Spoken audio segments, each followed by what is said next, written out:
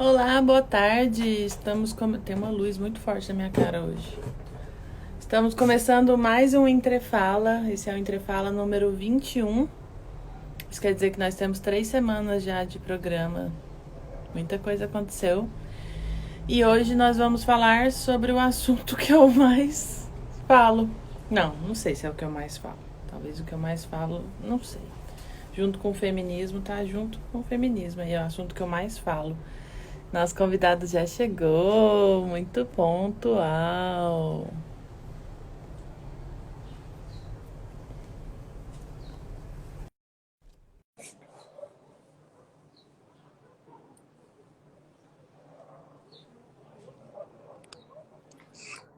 Mário Júnior. Tudo bem? Deixa eu me ajeitar aqui pra você ver a rosa. Tudo bom? Vou me ajeitar aqui para você ver o Marighella. Ah, maravilhoso. Como seria o encontro entre a Rosa e o Marighella? Explosivo. Não é? Imagina. Bom, Mário, obrigada por ter aceito o convite. Esse é o Entrefala, esse é o Entrefala número 21. Já tem 3 semanas de programa, com entrevistas diárias, sempre às 3 da tarde. Já falamos sobre diversos assuntos aqui. E eu estava falando um pouquinho antes de você entrar que agora eu vou falar finalmente do assunto que talvez eu mais fale, que é o movimento sindical. Mas eu vou falar com uma pessoa que entende muito mais do que eu desse assunto. E eu queria dizer para todo mundo que está assistindo que este cara é responsável por estar hoje na direção da Fazubra. Este cara é responsável por isso. Olha o que eu achei, Mário. Eu lembro desse dia. Quando eu nem Muito sonhava em bom. entrar no PSOL, o Mário fez uma ficha de filiação ao PSOL para mim. Muito bom. Ai, ai. Obrigada, Mário. Obrigada por tantas coisas. E eu vou Mari, começar.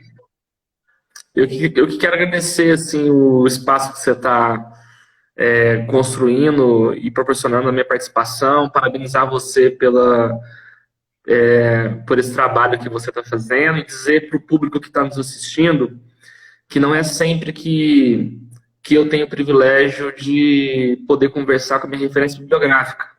Eu escrevi uma dissertação em 2016 e essa pessoa aí que coordena esse espaço entre falas é uma pessoa que eu cito na minha dissertação como uma referência teórica, metodológica para minha pesquisa. Então, conversar com você, Mari, é um misto de uma mistura de estar conversando com alguém que ali a teoria e a prática, isso para mim é uma grande satisfação. Meu Deus, eu já vou começar a chorar. Mário, obrigada. Bom, deixa eu te apresentar o Entrefala, né? Esse é um projeto de quarentena que eu fiz para salvar minha própria quarentena. Você sabe mais do que ninguém que eu tenho essa veia meio jornalística também. Então, é um programa de entrevistas. O povo já está chamando de programa, então é programa. E a gente já falou de saúde mental, já falou de feminismo, já falou de muito assunto aqui. E agora a gente vai falar de movimento sindical. E aí eu sempre começo apresentando os meus convidados e convidadas e depois eu peço para que os próprios convidados se apresentem, porque a gente fala melhor de nós mesmos. E tem uma coisa muito importante sobre o Entrefala, ele tem esse entre, porque ele é entre nós. Então é como se a gente estivesse conversando, só que a gente não vai poder ficar tantas horas no telefone como a gente geralmente fica. Aqui tem 1 hora de duração. Bom, gente, esse é o Mário Guimarães Júnior.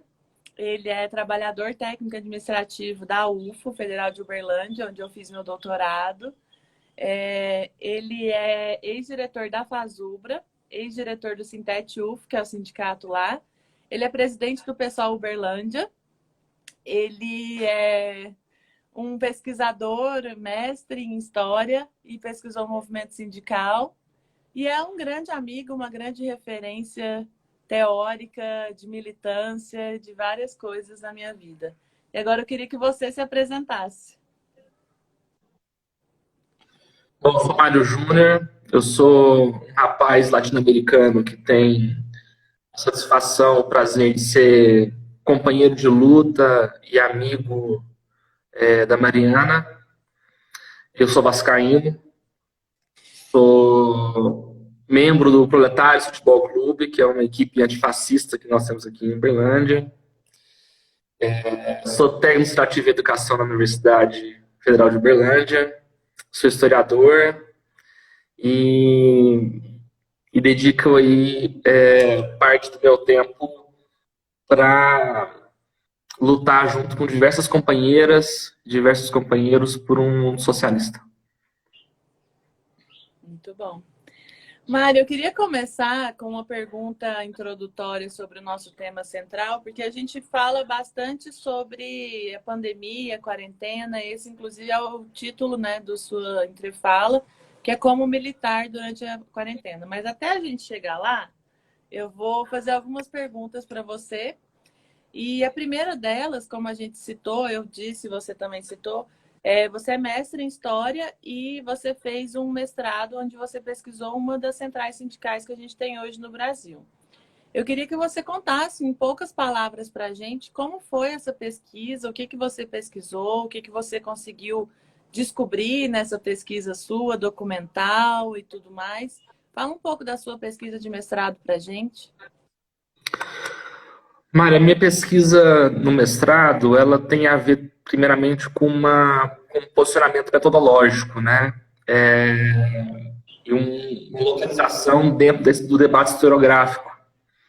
Eu me localizo dentro do campo marxista da historiografia e quando eu procurei, durante a graduação, pensar em qual tema eu pesquisaria, eu optei por estudar movimento sindical porque era um objeto que me causava na época, uma certa angústia, né? Eu participava do movimento estudantil, a minha graduação foi de 2005 a 2010, ou seja, foi durante o segundo governo Lula, praticamente.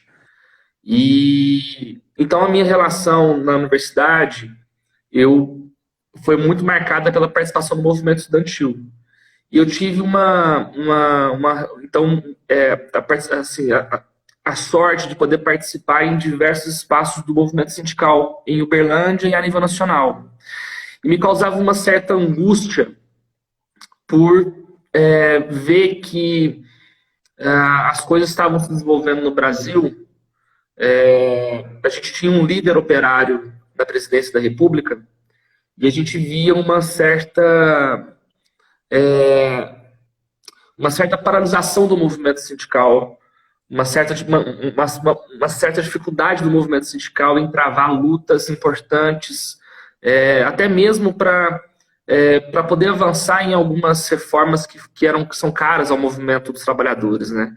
Então, eu queria entender o porquê que depois que um presidente eleito, no caso um líder operário, maior líder certamente da classe trabalhadora brasileira, quando foi eleito, se tornou presidente, eu queria saber o que aconteceu com o movimento sindical brasileiro.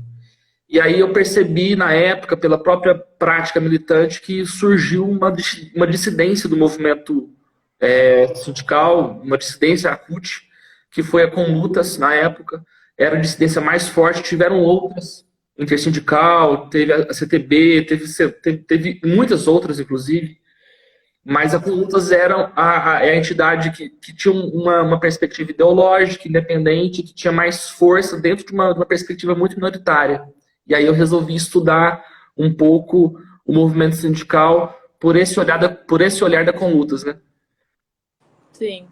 E o que você descobriu? Quais foram as suas conclusões nessa dissertação? Olha, eu descobri que... Bom, então, durante a graduação eu fiz a monografia sobre esse tema e na dissertação eu continuei essa pesquisa, de 2014 a 2016. E aí durante a minha dissertação, ela tem uma primeira parte que é um resgate histórico, né, do movimento sindical, em que eu aponto algumas questões, como, por exemplo, o processo de atrelamento do movimento sindical ao Estado brasileiro, que isso começou já na década de 30, foi se aprofundando com o passar das décadas. Né? Então, o primeiro aspecto, a questão do atrelamento das entidades sindicais, o atrelamento do movimento sindical ao Estado, né? A figura do Estado. Essa aproximação que o Estado promove às entidades dos trabalhadores foi um aspecto que eu refleti. O segundo foi o aspecto da reestruturação produtiva, os impactos da reestruturação produtiva e da ideologia neoliberal na organização dos trabalhadores. Né? Então, eu peguei, por exemplo, eu fiz uma reflexão baseada também em outros companheiros, né, Rodrigo, Marcelo, que estudaram a trajetória da CUT, que possibilitam, por exemplo, a gente perceber que a CUT até 1991 era uma central sindical, e a partir de 94 ela começou a se transformar por dentro, começou a assumir uma perspectiva cidadã, começou a assumir uma perspectiva que não era uma perspectiva de confronto ao capital. Então, a gente faz esse estudo na minha dissertação sobre esses impactos, né? E a partir do segundo momento da minha dissertação, eu estudei a história da Conlutas mesmo. Apresento ali a trajetória da Conlutas, suas lutas, suas bandeiras. Apresento ali algumas contradições da Conlutas, que é o fato, por exemplo, da Conlutas, com todos os seus méritos, a gente identificou na pesquisa que a Conlutas ela tinha e tem até hoje, enquanto CSP Conlutas, uma compreensão de que o sujeito revolucionário, o setor mais importante da classe trabalhadora a ser organizado para organizar a transformação social é o setor operário, industrial. Né? Então, a minha dissertação ela faz uma crítica a essa compreensão, e eu pego um pouco a reflexão do Ricardo Antunes, também do Marcelo Badaró, do Thompson, para pensar um pouco a classe que vive do trabalho, pensar o fazer-se da classe trabalhadora, e entender que o capital ele tem um processo de produção, circulação e reprodução. Então, que essa estratégia poderia talvez não contribuir para essa central avançar no processo de transformação social do Brasil, aqui no Brasil. Então, foram essas reflexões, né, que eu aponto algumas reflexões críticas. E o que você pergunta? O que eu aprendi com essa pesquisa? O que eu posso falar para vocês? Eu penso que a pesquisa me aponta a necessidade de que nós, enquanto trabalhadoras e trabalhadores, precisamos construir um movimento sindical e popular que leve em consideração os impactos da reestruturação produtiva, a divisão de plantas industriais, ou seja, como é que nós vamos nos organizar em territórios, pensar como é que nós vamos nos organizar numa perspectiva em que o ideário neoliberal está muito penetrado na nossa consciência, na nossa vida, no nosso dia a dia, numa conjuntura hoje, inclusive, reacionária, na minha avaliação, em que provoca, inclusive, mais medo, mais desconfiança, mais dificuldades para a organização da luta. Você que está aí à frente da FASUBRA sabe dizer melhor do que eu dessas dificuldades. Então, eu penso que a dissertação ela me aponta por essas reflexões. É bom que você já me deu o gancho para a minha próxima pergunta, porque justamente a sua dissertação foi sobre o movimento sindical no momento em que você estava na direção da FASUBRA, né? Você esteve na direção da FASUBRA de 2015 a 2018 e na direção do Sintet-UFO desde 2016 até o ano passado, né? Foi ano passado. Isso, até dezembro. Então, você conseguiu unir essa teoria com a prática, né? Estudando o movimento sindical no Brasil e estando atuando numa federação e num sindicato local. Daí eu queria te pedir para contar para a gente um pouco. Eu sei que resumir 2015 para 2020 é muita coisa, mas para contar para a gente, para quem está nos assistindo, que muitas vezes não conhece o movimento sindical, como que foi essa atuação, como foi sua experiência, já que você falou de Thompson, vamos falar de experiência, então. Como foi sua experiência à frente dessas duas entidades? Mário, eu sou da mesma geração que você. Assim, quando eu estava no DCE UFO. Você estava no DCE da UFG, né? Quando você entrou no concurso da UFG, eu entrei no concurso da UFO, né? E 2015 foi assim algo novo na minha experiência particular, porque foi a primeira vez, então, desde que eu entrei na universidade, que me tornei técnico administrativo em educação, em que eu disputei um processo eleitoral e ganhei, junto com outros companheiros e companheiras, a direção do sindicato local. E também foi a primeira experiência como diretor titular de uma federação que é uma federação muito, muito importante. Eu quero te dizer, Mari, que quando eu era estudante, eu tinha vontade de prestar concurso público para ser técnico administrativo. Não era porque eu tinha paixão pela profissão de ser técnico. Eu queria prestar concurso para ser técnico, porque eu queria ser da Fazubra, eu queria ser do Sintético, entende? Então, assim, tem uma carga sentimental, uma admiração pelo histórico da luta da Fazubra, uma admiração, uma paixão pelo histórico da luta do Sintético, por tudo que o Sintético representou. E quando eu entrei na UFO, então, eu tinha, ao mesmo tempo que eu tinha uma enorme admiração e respeito pela trajetória do Sintético UFO, eu tinha um posicionamento político de oposição à direção do sindicato aqui na época. Em relação à avaliação ao governo Dilma, né, a avaliação do que foi o governo Lula, a compreensão do movimento, ou seja, o sindicalismo cidadão com o sindicalismo classista, diversos aspectos, né? Então, quando a gente entrou na direção do sindicato, foi uma alegria muito, muito grande.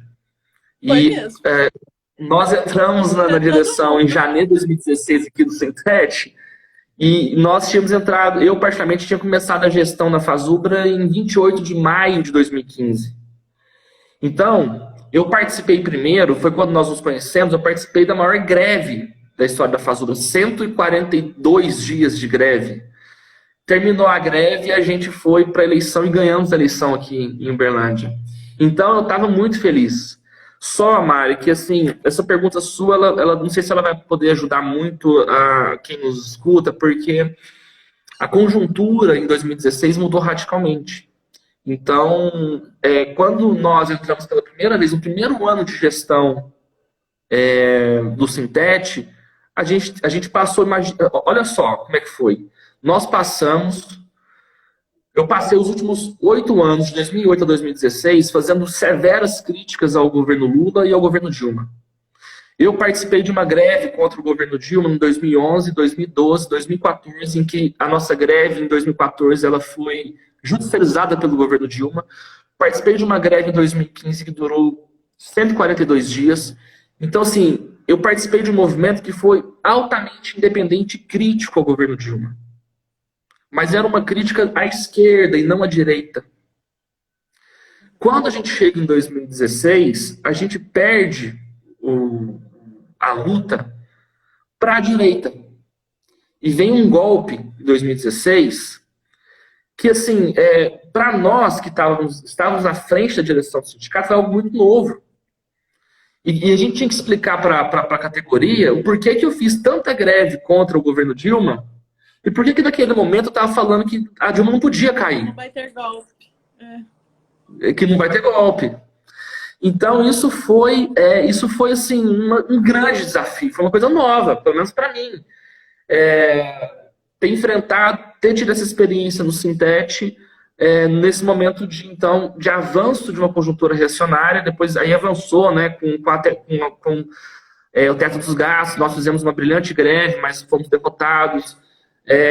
Depois fizemos diversas lutas contra a reforma da Previdência, contra a reforma trabalhista. Você agora, você tá vivendo algo que é mais novo ainda, que você está vivendo movimento sindical à frente do governo Bolsonaro, que é algo extremamente novo para nós, né? Estamos tentando entender como é que a gente encara esse adversário. E aí eu queria finalizar, Mário, dizendo o seguinte: foi uma experiência muito rica para mim. viver movimentos trabalhadores, poder ajudar a construir movimentos trabalhadores e trabalhadoras, aprender, porque eu aprendi muito, tanto na Fazubra, você sabe como é a Fazubra, porque você vai até Porto Alegre, de Manaus você vai para o Rio de Janeiro, do Rio de Janeiro você vai para Campo Grande, então você tem uma riqueza com o movimento sindical, é uma escola muito rica, né? Então, assim, por mais que tenha sido muito rico para mim, foi também um momento de muita dor emocional, em que foi um momento difícil, e que, enfim, que não só eu, mas como diversos outros companheiros e companheiras estamos aí tentando enfrentar as dificuldades que é viver essa conjuntura reacionária. Eu vivi tudo isso junto com você, né? Vivo, sim, com certeza.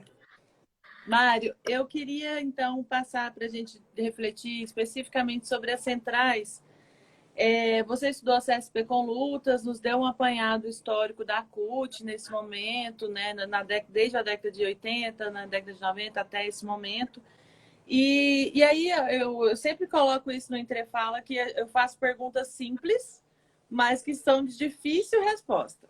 Então se prepara, porque a primeira pergunta é: qual central hoje você reivindica? É uma pergunta mais pessoal.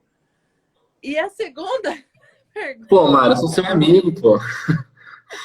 Não, mas a segunda pergunta, ela é de interesse público, de verdade. Se você quiser, você finge que você não escutou essa primeira. A de interesse público é porque...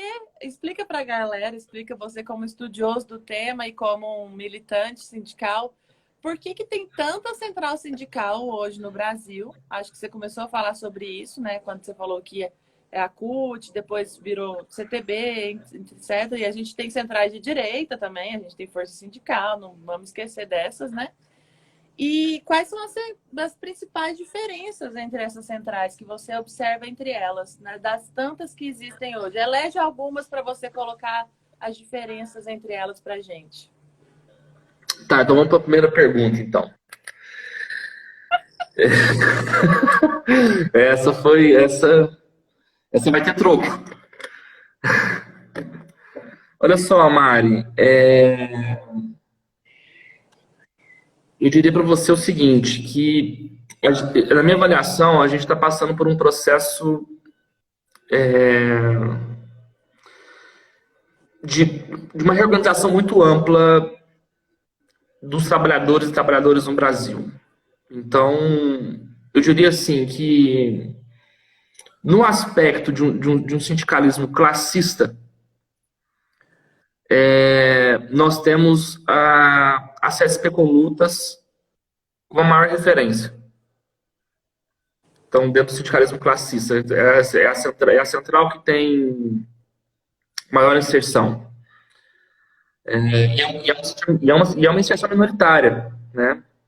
Nós temos também a intersindical, são duas intersindicais, né? A intersindical é o instrumento da classe trabalhadora, a intersindical central sindical, que também são duas centrais, mas são muito menores do que a CSP com lutas, mas que também está no campo do sindicalismo classista. Então, eu destacaria que tem essas três centrais sindicais que eu diria que possuem um papel importante hoje na construção de um sindicalismo classista independente. Nós temos, no outro campo, do sindicalismo cidadão, do sindicalismo de negociação, a gente tem, então, as grandes centrais, né? A CUT e a CTB. E nós temos ainda no outro campo, no campo estritamente liberal, a força sindical, né? Que desde 92, com sua criação, ela nunca saiu desse espectro. Então, feita essa análise, eu diria que hoje eu aposto em dois campos. Eu penso que a CSP com lutas, por mais que ela tenha sua importância, eu acho que a CSP com lutas ela adotou uma política de 2016 para cá que não é uma política de ampliação, de querer se tornar uma central ampla, né? Eu sou crítico à política majoritária da CSP com lutas. Eu penso que a CSP ela passou a se furtar do papel de ser uma alternativa que ela poderia ser. Nesse sentido, eu vejo que nós temos, então, dois espaços de ação que são importantes, que eu aposto na minha militância. A primeira é o Fórum Sindical e Popular em Defesa dos Direitos e das Liberdades Democráticas, que a FASBA participa, né? Eu estive no lançamento em São Paulo, em 2019, em fevereiro. Então, acho que esse fórum, ele é um fórum que pode, no futuro, ajudar a construir algo mais amplo que é necessário nesse momento, do que é hoje a CSP, né? Eu espero, inclusive, que a CSP participe desse processo que o fórum vai liderar. Outro espaço que eu acho importante é a Frente Povo Sem Medo, que está junto com o MTST, e que tem um diálogo muito importante com a Frente Brasil Popular. Então, eu penso que hoje um processo de construção de uma nova alternativa vai passar pela esteira do Fórum Sindical e Popular em Defesa dos Direitos e Liberdades Democráticas pela Frente Povo Sem Medo, na minha opinião. Sobre a segunda pergunta, por que tiveram várias incidências à CUT e o surgimento de várias centrais sindicais, né? Na minha avaliação, na minha modesta avaliação, eu penso que o surgimento de várias centrais sindicais durante o segundo mandato do governo Lula, e esse é um recorte histórico importante, que foi o surgimento de várias centrais ocorrendo de 2006 a 2009, né? Então você tem a NCST, você tem a CTB, né? A minha opinião é que essa proliferação de centrais sindicais no Brasil, mas que ideologicamente estão dentro do mesmo campo, ou seja, a ruptura com a CUT não foi uma ruptura ideológica, não foi uma ruptura por discordar do posicionamento que a CUT tinha em relação ao governo Lula, em relação ao seu atrelamento, em relação à sua indisposição em fazer lutas, por exemplo, contra as reformas do mercado, né, da reforma previdenciária. Lembrando que em 2003, na grande reforma da Previdência, a direção da CUT ela foi ao movimento para desmontar a greve, falar contra a greve, né? E essa atitude se repetiu em outras oportunidades, né? Então, teve então, duas rupturas ideológicas, na minha opinião, que foi a intersindical e a Conlutas. A Conlutas mais representativa, em minha opinião, maior, né? E nós tivemos outras centrais sindicais que romperam com a CUT. Na minha opinião, passa pelo debate do atrelamento ao Estado, que envolve a questão do imposto sindical. A CUT, ela era a maior central sindical, ela foi a central que mais recebeu imposto sindical, que mais recebeu verbas do FAT. E só que a CUT ela tem uma direção majoritária. E a turma percebeu que cada um poderia ter uma central e ser majoritário na sua central e poder gerir recursos vindos do Estado, né? Vindo do FAT, vindo do próprio imposto sindical. Só queria ressaltar, Mari, que eu tenho várias críticas, então, a essas centrais. Tem críticas, por exemplo, à linha política da CTB, mas eu quero dizer que eu tenho maior respeito à militância de base da CTB. Acho que no processo de enfrentamento a essa conjuntura, a militância de base da CTB e da CUT é uma militância muito honesta e que vai estar, que é importante para esse momento. Muito bom você ressaltar isso, porque muitas vezes as pessoas não entendem que a gente faz críticas políticas, mas que isso não impede da gente fazer frentes com esses militantes e valorizar, e enfim. Mário, como que você tem avaliado, aí agora entrando efetivamente no nosso tema, e aí, pessoal, tanto que quando eu olho para o lado, eu estou olhando para o Facebook, eu estou transmitindo lá. Quem quiser ir fazendo pergunta para o Mário, daqui a um tempinho ele vai responder de todo mundo, tanto no Facebook quanto no Instagram. Vou fazer minhas últimas perguntinhas aqui. Como que você está avaliando a atuação dessas centrais e dos sindicatos locais também, da própria Fazubra? Pode falar da Fazubra, eu estou aqui para receber as críticas. Como é que você está avaliando a atuação do movimento sindical nesse período de isolamento social? Porque a gente está, todo mundo em isolamento social por uma preocupação pela saúde coletiva de todos e todas, né? Nós não somos como o presidente genocida, nós respeitamos o isolamento social, estamos em casa, né? Quem pode estar em casa, obviamente, estamos fazendo home office e tudo mais. E aí a gente é muito habituado, nós que somos do movimento sindical, que viemos do movimento estudantil, a gente é muito habituado a ir para a rua, né? Então, a vontade agora para derrotar Bolsonaro é fazer manifestação todo dia, e a gente não pode. Como que a gente faz manifestação? O que a gente pode fazer? Qual a sua avaliação do que os sindicatos estão fazendo? É aquela perguntinha básica do Lenin. O que fazer? A gente tá atrás dessa resposta tem 118 anos. Né? Não é? Por isso que eu tô com a camiseta da Rosa. Vai que ela inspira. Mari, assim, eu penso que a nossa classe, nós trabalhadores, nós estamos com dificuldades. É algo novo também, essa situação. Eu penso que, no aspecto mais concreto e material, eu penso que nós estamos cumprindo a nossa tarefa. Então, eu vou te dar o exemplo. Ufa. Eu penso, por exemplo, olha só, os sindicatos de base da Fazubra, os sindicatos de base do Andes,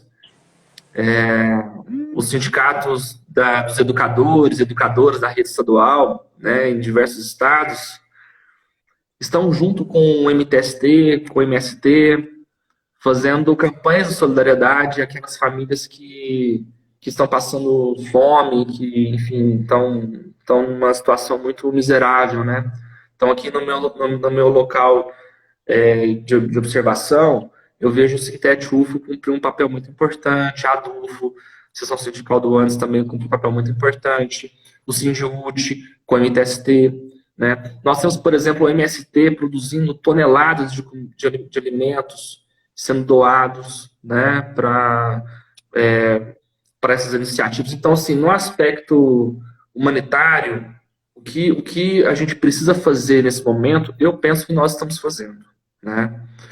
No aspecto político também, eu penso que no espaço nosso de atuação, que é as entidades sindicais filiadas à Fazubra e à própria Fazubra, eu penso também que politicamente nós estamos fazendo o que é possível fazer. A gente tem uma limitação política, que é qual? Qual que é o espaço hoje que nós temos de disputa de hegemonia? É o panelaço. E isso eu vi você fazer diversos panelaços, eu vi diversos companheiros da Fazubra, da base da Fazubra, fazer panelaço, né? Fazer as lives, que é para disputar imaginar, disputar os sumos da política brasileira nesse momento. Então, o que é possível fazer de disputa ideológica e política, nós estamos fazendo, mas a gente sabe que é muito pouco, porque a nossa maior força é qual? Nossa maior força é a rua, é a greve, é a mobilização. Então, isso isso nos deixa numa situação bastante desfavorável. Queria terminar dizendo o seguinte, eu acho que a Fazubra tomou uma decisão muito correta, que foi aprovar o Fora Bolsonaro. Acho que o Comando Nacional, junto com o Andes, NASEF, uma decisão muito correta, né? Então, acho que falta, Mário, para o movimento, para algumas centrais sindicais e para outros sindicatos, fazer o que a Fazubra fez. Então, gostaria muito de ver uma nota da Central Única dos Trabalhadores pelo Fora Bolsonaro. Eu gostaria muito de ver um movimento unificado pedindo fora Bolsonaro e apoiando o pedido de impeachment que foi assinado por Fernanda Melchiona, por Davi Miranda, por Samia Bonfim, né? Existem vários pedidos de impeachment no Congresso. Dentro do Congresso, eu me filio a esse pedido feito pela Fernanda, pela Sam e pelo Davi. Gostaria que tivesse um movimento de unificação desse pedido. Então, acho que falta isso nesse momento. A gente precisa pensar como é que, nessas condições, a gente vai conseguir construir um movimento mais unificado que clama pelo fora Bolsonaro e pelo impeachment do Bolsonaro. E isso não passa, Mari, para jogar o poder na mão do Mourão e muito menos do Rodrigo Maia. Por isso é importante que a classe que vive do trabalho, então, as centrais sindicais, as frentes, os partidos, que é PT, PCdoB, PSOL, PSTU, PCB, a Unidade Popular, as centrais sindicais, sindicatos, estejam numa unidade em construir um pedido de fora Bolsonaro impeachment dele. Bom, você atropelou minha próxima pergunta. A próxima pergunta de $1 milhão é como derrotar Bolsonaro?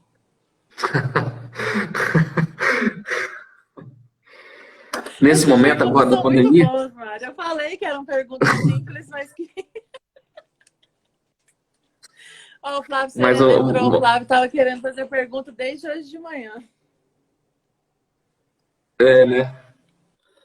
Poxa, Mari, olha só, eu penso que nesse momento eu não tenho uma resposta para essa pergunta de $1 milhão, né? Eu queria ter. Eu gostaria que as nossas organizações políticas tivessem essa resposta também.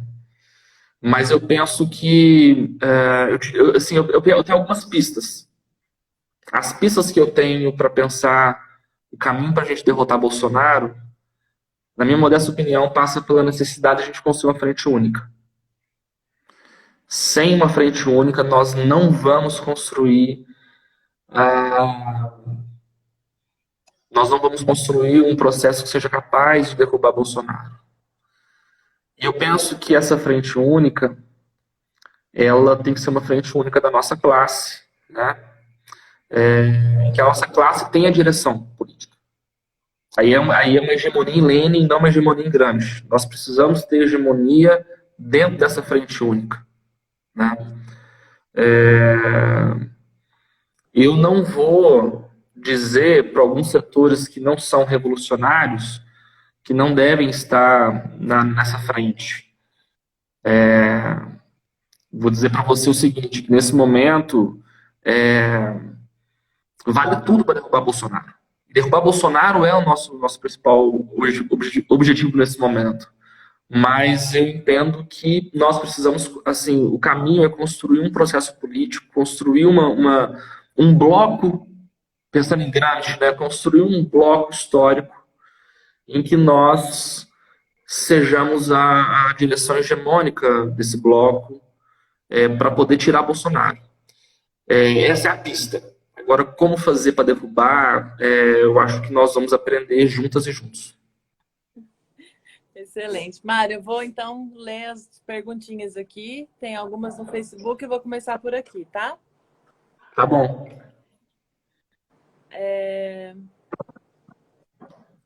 Tem muita gente assistindo por aqui, que legal. Bom, aqui tem um comentário da Fernanda Felipe. Você consegue me ouvir? Consigo. Tá. Uma das grandes reflexões hoje tem sido sobre o excesso de notas de repúdio dos órgãos políticos e nada efetivo como cobrar dos governantes em tempos de isolamento, quando tudo ocorre na calada da noite. Vocês podem comentar? Acho que ela... entendi. É que eu li meio sem entonação, mas é isso, né? O excesso de notas de repúdio sem nada efetivo ser feito quando tudo acontece na calada da noite. Para a gente comentar sobre isso. A gente não, Mário. Eu aqui sou só entrevistadora. Aqui no Instagram, mais para trás, a Tásia falou: admiro muito os dois. Psique 2000 falou: oi, Mário, viva a resistência. A Georgetânia estava falando que queria ver sua resposta quando eu te perguntei das centrais. Flávio Sereno. Como você vê o uso das tecnologias de informação que estão sendo intensificadas e aprimoradas durante a pandemia? Como elas podem ser utilizadas após o isolamento social no processo de mobilização? Olha esse Flávio, gente.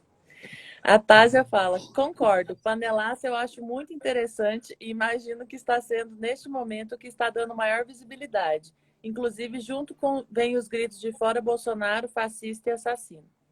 Tásia também comenta, como também esses atos silenciosos da enfermagem da área da saúde. Aqui todos os dias está acontecendo na porta de um hospital diferente. Olha que legal, lá no Rio Grande do Norte. Amanhã será na frente do nosso hospital universitário e da nossa maternidade. Bom, são esses os comentários e perguntas. Fique à vontade para respondê-los. Nós temos 20 minutos, aí você responde e depois a gente faz o encerramento. Tá bom.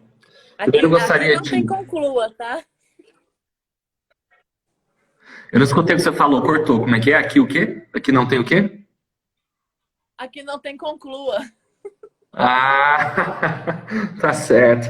Não, gostaria de transmitir um abraço, um beijo para a Tásia, para a Liliane, enfim, para todas as companheiras e companheiros que estão nos assistindo. E eu queria comentar, então, primeiro o comentário da Fernanda, né, sobre a questão do excesso de notas públicas. Eu penso que as notas de apoio, notas de repúdio, elas têm a gente faz isso com um objetivo, que é qual? Que é disputar as ideias, ganhar as ideias e fortalecer um campo. Então, primeiro aspecto, as notas são importantes. Para quem está sofrendo algum tipo de opressão, para quem está sofrendo algum tipo de exploração, para quem está numa situação desvantajosa, para quem está num embate de luta, uma nota, um vídeo de apoio é reconfortante, no aspecto subjetivo é importante. Então, eu não posso, eu tenho uma relação tranquila com essa questão de notas públicas. Eu concordo com ela quando a crítica é de que a esquerda está se limitando a isso. E nesse sentido, eu gostaria de apresentar aqui para vocês um pouco algumas ações que nós aqui em Uberlândia estamos adotando que vão para além das notas, né? Nós já falamos um pouco aqui sobre o fato de que parte da nossa militância aqui em Uberlândia, ela está junto com o MTST, com o MST, junto com os sindicatos, construindo ações de solidariedade. Então, isso é uma questão que já vai para além da nota pública, né? Ou da nota de repúdio.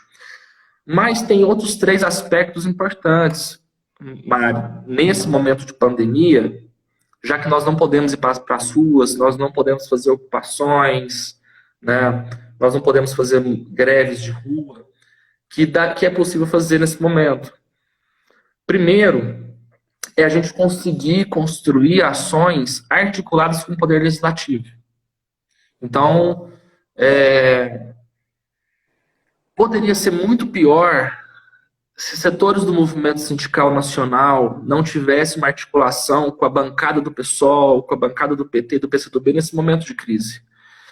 Então, a atuação, por exemplo, eu acompanho mais de perto a atuação da bancada do PSOL.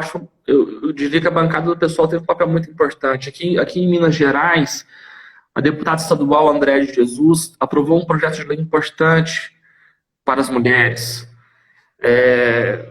Essa situação da Andréa de Jesus teve uma articulação com o movimento de mulheres, com movimentos sociais. Eu diria, por exemplo, que em vários municípios a gente consegue evitar situações piores se a gente consegue estar articulado com a Câmara de Vereadores e Vereadoras. Por exemplo, vou te dar um exemplo, um debate sobre a educação EAD. É possível você travar um pouco essa proposta se a gente consegue estar articulado com o Poder Legislativo. Lembrando que não é um espaço nosso, não somos nós que dirigimos esses espaços, tanto as assembleias estaduais, quanto o Congresso Nacional, quanto as câmaras municipais, mas é algo que dá para fazer, é algo que dá para fazer um fronte de disputa política. Outro aspecto importante também são as ações judiciais, em que, repito, não é o nosso terreno, não é a nossa tática central. Mas, por exemplo, em Uberaba, foi feita uma ação em que o Ministério Público Federal conseguiu barrar a reabertura do comércio. E o Ministério Público Federal não é o nosso aliado, são nossos adversários. Né? Mas, talvez Pulanças pode nos ajudar a entender a disputa entre as frações do Estado, as frações de classe nesse momento. Então, aqui em Uberlândia, por exemplo, nós, o pessoal Uberlândia, nós notificamos prefeito, notificamos secretário de saúde, notificamos Conselho Municipal de Saúde, notificamos o Ministério Público Estadual perguntando, sugerindo fila única do SUS para todos os leitos privados, a gente questionando as condições de trabalho das profissionais e profissionais da saúde. Né? Em outro momento que a gente articulou diversos questionamentos com a sociedade civil ao Ministério Público Federal. Então, da noite para o dia, o promotor aqui, Mari, recebeu mais de 50 notificações pedindo para ele atuar para fechar o comércio novamente. Depois entramos com uma ação com mandado de segurança na Justiça Estadual, que obrigou o prefeito a explicar o porquê que ele reabriu parcialmente o comércio. Então, assim, nós vamos vencer por esses passos? Não vamos vencer. Mas são espaços em que nós estamos atuando politicamente, estamos acumulando forças, né? Estamos criando o nosso campo, estamos fortalecendo o nosso campo. E, por fim, mais importante, nesses momentos, os sindicatos os sindicatos não estão focados apenas na ajuda humanitária. Então, por exemplo, a gente vê diversos sindicatos que estão fazendo gestão junto ao patronato, no nosso caso, junto às reitorias, para proteger os trabalhadores terceirizadas, para garantir o não retorno das atividades acadêmicas. Ou seja, falando com a Fernanda, eu digo o seguinte: nesse momento, os setores que têm a possibilidade de ter um sindicato organizado pode fazer uma atuação frente ao patronato, frente a essa situação em que o sindicato coloca a defesa da nossa pauta. Né? Então, isso tem sido feito e eu acho que isso vai para além das notas de repúdio e de apoio. Por fim, a pergunta do Flávio Sereno, que quem não conhecesse ele, iria achar que ele é um cara flamenguista e que ele não gosta de mim, entendeu? Só que quem conhece o Flávio Sereno sabe que o Flávio Sereno é muito meu amigo, é um grande amigo, que eu admiro demais, é vascaíno, né? Ele mesmo assim, ele é socialista, e mesmo assim ele é capaz de me fazer uma pergunta dessa, né? Então, eu queria só te falar uma coisa, Mário. Eu queria te pedir para você convidar o Flávio Sereno para uma entrefala, porque vai ter troco. Eu preciso fazer uma pergunta para ele também, carinhosa como essa que ele fez a mim. Ele vai ser convidado. Então, por favor. Eu penso o seguinte: a tecnologia ela está sendo utilizada nesse momento de forma correta. Eu acho que é bem melhor a gente estar fazendo essas lives do que a gente não estivesse fazendo nada. A tecnologia nesse momento permite, por exemplo, eu estar conversando com você aqui, estar matando a saudade de você, permite a gente estar fazendo encontros de amigos e amigas, né? Então, eu acho que a tecnologia ela é importante nesse momento. E nós, enquanto campo popular de esquerda, nós estamos fazendo um bom uso dela. Agora eu preciso refletir mais, mas eu tenho algumas suspeitas, Mário, de que pós-pandemia a gente deva utilizar essa tecnologia com tanta intensidade que a gente está usando agora. Por quê? Primeiro porque a gente tem... Aí é um diálogo com o Flávio Sereno que eu também quero escutá-lo, né? Quero escutá-lo sobre isso. E também, se puder escutar você sobre isso também, queria a sua opinião, Mari. Mas eu penso o seguinte, eu acho que nós estamos vivendo num país ainda com alta exclusão digital. Alta exclusão digital. Eu não sei qual que é o nível de acesso percentual dos setores periféricos, né, a uma live. Que consiga acompanhar uma live, que consiga acompanhar, né, isso significa o quê? Significa que pós-pandemia a gente vai ter que usar todo o nosso sentimento que nós estamos guardando para nós, de querer sair de casa, e sair de casa e ir conversar com o pessoal na periferia. E ir dialogar com a turma lá. Então, acho que esse é a nossa grande tarefa pós-pandemia. Poder estar junto de novo com as pessoas. E eu penso que a tecnologia, então, nesse processo, ela vai poder nos ajudar a fazer, a construir momentos que antes a gente não estava construindo. Então, por exemplo, a gente sabe agora que se algum dia a gente precisar que você, Mari, nos ajude num debate de análise de conjuntura aqui em Uberlândia, se a gente não tiver condições de trazer você aqui em Uberlândia, por diversos aspectos, seja o financeiro, seja o que for, a gente sabe que a gente pode agora contar com o uso da tecnologia, que você vai conseguir conversar com a gente aqui e você vai conseguir nos ajudar a pensar a conjuntura. Ou então, a gente vai poder, também pós-pandemia, poder fazer esse tipo de intervenção com companheiros e companheiras de forma simultânea de diversas localidades do país, sem ter o custo, né?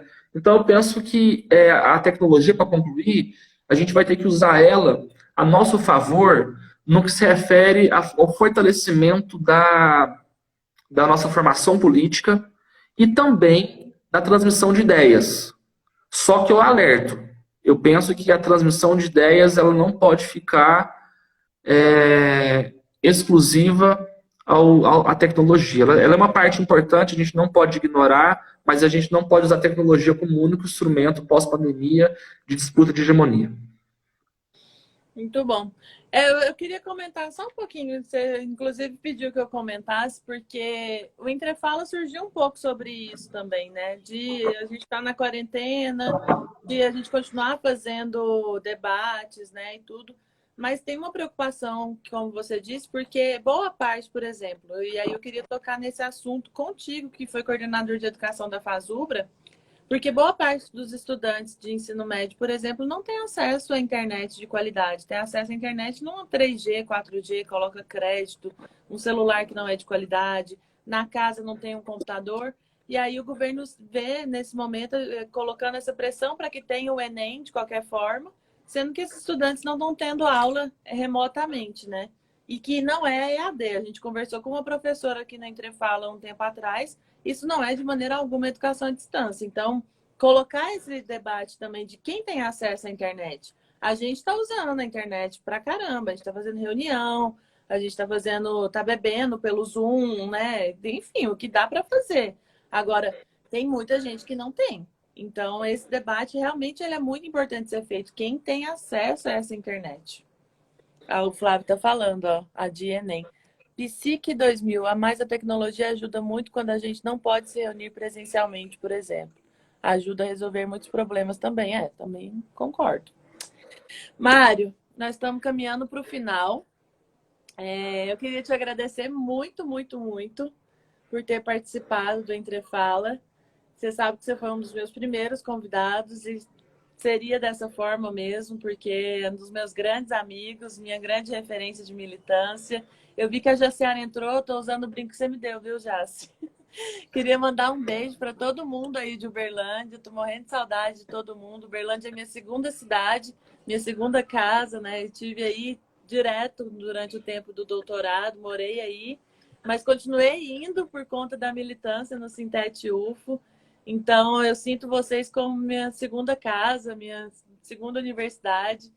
E eu queria muito te agradecer por esse papo. Desculpa as perguntas de $1 milhão, as perguntas para Lenin, mas é assim mesmo.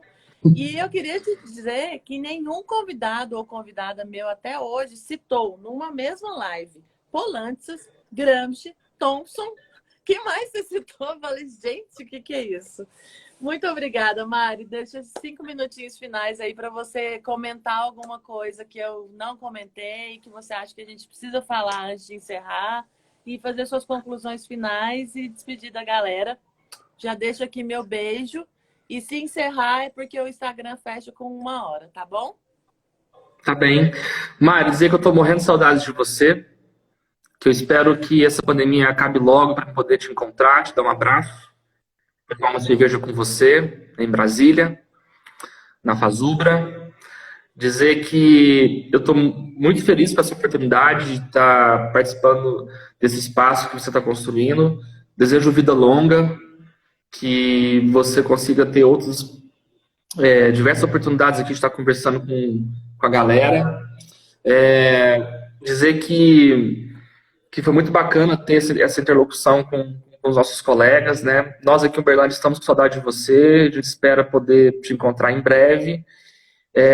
Penso que faltou muito sobre muitos aspectos, né? Sobre o movimento sindical, sobre o que fazer nessa pandemia, mas 1 hora realmente é muito, muito pouco. Mas a gente vai estar, digamos assim, como diz o Renato Russo, apenas começamos, né? Então, certamente vão ter outros convidados e convidadas aqui no seu espaço para poder falar sobre isso. E eu queria te dizer que nós também queríamos muito ouvir você sobre isso, tudo que você está falando. Você tem muito como nossa direção da federação, tem muito a nos ajudar a pensar. E para nós é uma satisfação muito grande poder serrar fileiras com você. Um grande beijo, se cuida, e um beijo para todo mundo que está nos ouvindo aí. Obrigada, Mário. O Flávio lembrou que agora às 16 tem live do Jurídico da Fazubra. Vamos encerrar na hora para acompanhar a live da Fazubra. E daqui 2 semanas tem a live da Coordenação de Mulheres da Fazubra também, viu? Meninas que estão assistindo, que são da base. Homens também, né? Claro. Mário, um beijo. Muito obrigada por tudo. Saudades. Beijo a todo mundo que assistiu. E amanhã a gente tem Entrefala que vai falar com uma pergunta muito simples também. A poesia em meio a uma pandemia? Nós vamos entrevistar uma poeta daqui de Goiânia. Beijo, gente. Tchau.